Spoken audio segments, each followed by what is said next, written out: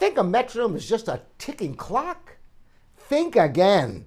Let's explore how to use this tool to enhance your musicality.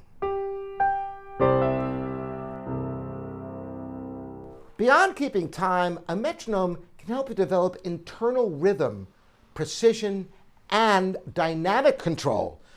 No one has a perfect clock within them. You must develop your sense of timing and constantly check your work with the metronome. Techniques like shifting the beat or using it to emphasize offbeats can deepen your rhythmic understanding.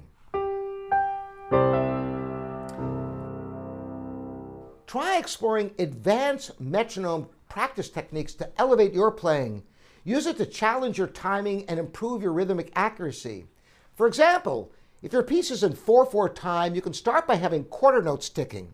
Then, you can make the metronome tick at half the speed and allow half notes to tick. You can also go the other direction and double the time to allow for subdivisions of the beat with eighth notes ticking.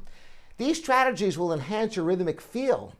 Another intrinsic technique with a metronome is find a speed at which you can play with total confidence and then just increase by one notch at a time.